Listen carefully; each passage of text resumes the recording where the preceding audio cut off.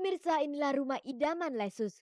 Di atas tanah seluas 170 meter, Lesus membangun rumahnya yang sangat kental dengan nuansa artistik. Hampir di setiap bagian dari bangunan itu didominasi dari bahan-bahan kayu jati yang dihiasi dengan berbagai ukiran dan ornamen berkualitas tinggi. Menurut Lesus, kayu jati yang digunakan itu merupakan peninggalan dari leluhurnya yang diukirnya pada tahun 1837 dengan gaya arsitektur Majapahit.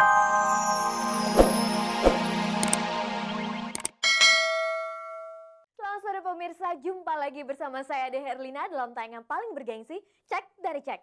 Inilah tayangan yang akan membuka wawasan Anda mengenai kehidupan selebriti di tanah air. Tetaplah bersama kami selama 30 menit ke depan, karena kami telah mempersiapkan sejumlah informasi akurat dan menarik untuk Anda. Sekarang langsung kita simak kilasan tayangan sore ini. Pemirsa, di balik gonjang-ganjing retaknya rumah tangga Dian Nitami dan Anjasmara, ternyata banyak tersimpan kenangan indah yang pernah mereka alami. Kita simak asmara mereka di awal jumpa kita kali ini.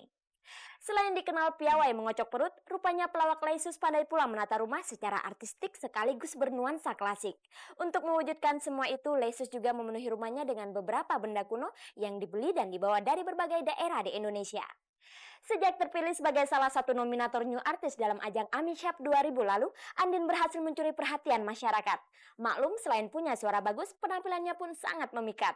Dengan usianya yang masih belia, bagaimana Andin bisa seperti itu? Simak penuturannya dalam segmen profil sore ini. Pernyataan Emilia Contessa yang tidak mengakui perkawinannya dengan Mark Sungkar semakin menemui ganjalan. Kamis lalu Mark Sungkar menunjukkan sejumlah dokumen lama yang membuktikan dirinya pernah menikah dengan Emilia Contessa. Pemirsa, simak beritanya dalam liputan aktual kali ini. Pemirsa, cinta memang bisa membuat indah apa saja yang terjadi pada diri orang yang dilandanya. Agaknya inilah memang yang dialami oleh pasangan muda Dian Nitami dan Anjasmara ketika masa pacaran dan di awal perkawinan mereka. Meski sering dilanda pertengkaran, tetap saja mereka banyak mengalami masa-masa indah di dalamnya. Seperti apakah romantika kehidupan mereka itu? Langsung saja kita simak liputannya.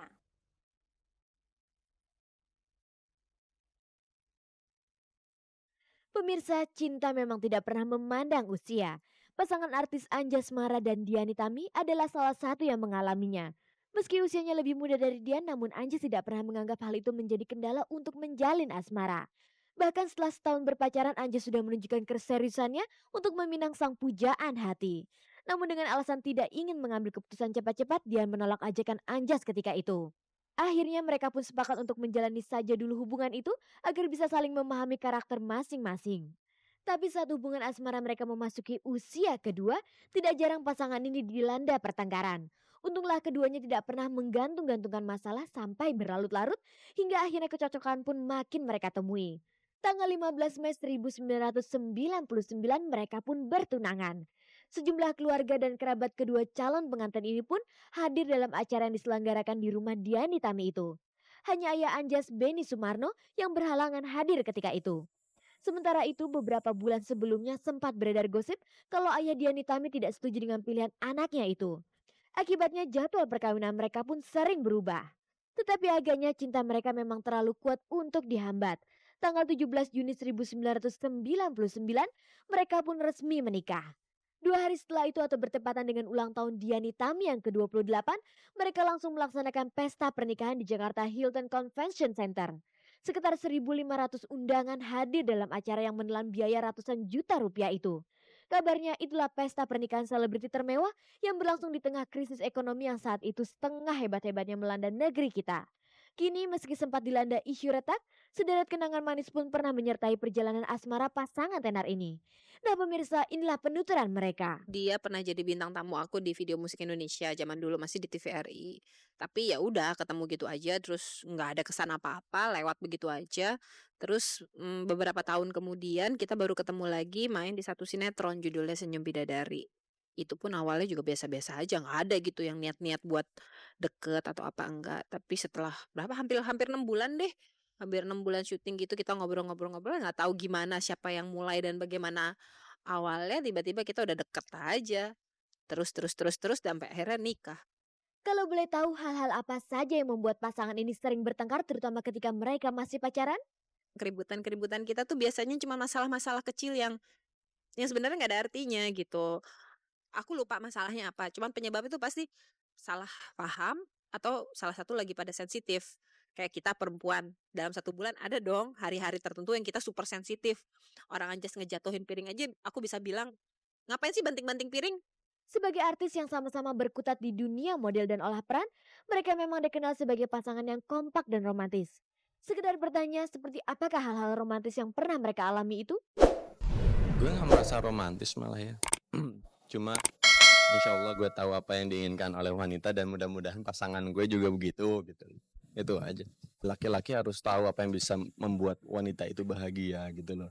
Nah mengenai ingredientsnya apa aja, kayaknya itu eh, rahasia dapur gue.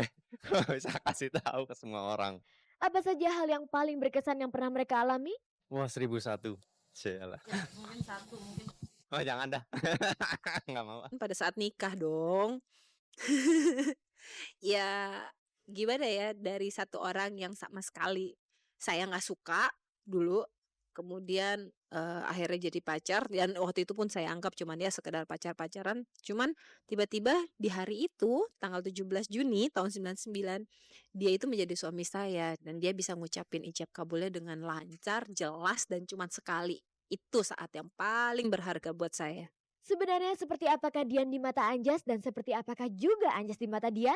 Dia selalu berusaha untuk menghindari saya dari masalah, walaupun dia agak bawel, walaupun dia agak cerewet dan suka semau-maunya sendiri. Dia seorang wanita yang cukup mandiri, berpikiran luas, pinter, luas dalam bergaul, cuma sedikit manja aja. Kalau boleh tahu apa pula harapan mereka di masa-masa yang akan datang? Mudah-mudahan hubungan kita tetap seperti saat kita pacaran, seperti sekarang ini.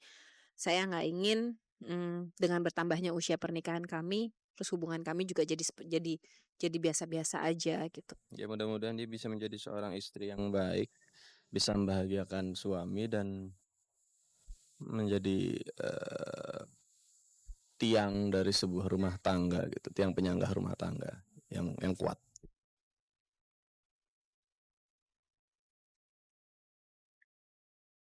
Pemirsa, bagi Lesus rumah adalah tempat tinggal utama yang mesti dicintai. Untuk makin mencintainya, Lesus sengaja membangun rumah itu dengan cara yang artistik sekaligus juga bernuansa klasik.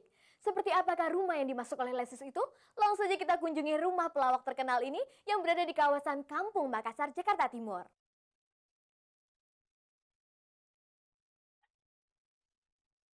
Pemirsa, inilah rumah idaman Lesus. Di atas tanah seluas 170 meter, Lesus membangun rumahnya yang sangat kental dengan nuansa artistik. Hampir di setiap bagian dari bangunan itu didominasi dari bahan-bahan kayu jati yang dihiasi dengan berbagai ukiran dan ornamen berkualitas tinggi. Menurut Lesus, kayu jati yang digunakan itu merupakan peninggalan dari leluhurnya yang diukirnya pada tahun 1837 dengan gaya arsitektur Majapahit. Bisa dibayangkan betapa tuanya memang kayu tersebut. Sejak dulu Lesus memang menyukai hal-hal yang kuno namun memiliki nilai seni yang sangat tinggi. Tangga menuju lantai atas rumah tersebut misalnya, terbuat dari kayu bekas rel tram atau kereta pada zaman Kompeni Belanda. Bahkan untuk menguatkan nuansa klasiknya seluruh tembok sengaja tidak dilapisi dengan semen. Hal ini membuat kontur batu bata pada tembok itu pun terlihat dengan jelas. Selain itu Lesus juga melengkapi rumahnya dengan sejumlah benda kuno yang harganya mencapai hingga puluhan juta rupiah. Kalau dihitung-hitung, Lesus sudah menghabiskan dana sekitar 300 juta rupiah lebih untuk membangun semua itu. Kembali kepada model rumah yang dibangunnya, sebenarnya dari mana Lesus mendapatkan inspirasi tersebut? Sejari dulu saya tuh senang yang paling sederhana dan yang tersembunyi ya. Jadi yang tersembunyi sederhana sekali karena saya tidak kebayangkan bahwa saya bakal punya rumah yang bentuknya kuno klasik begini.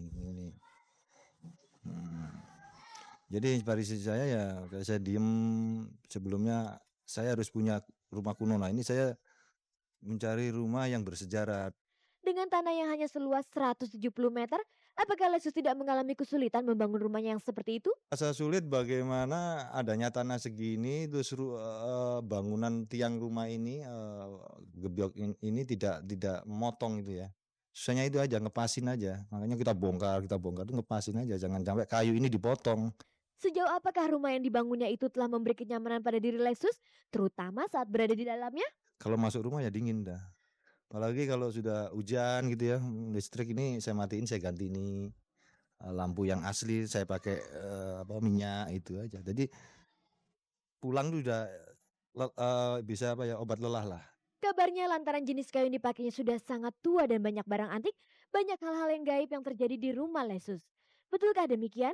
Dari awalnya memang sebelum jadi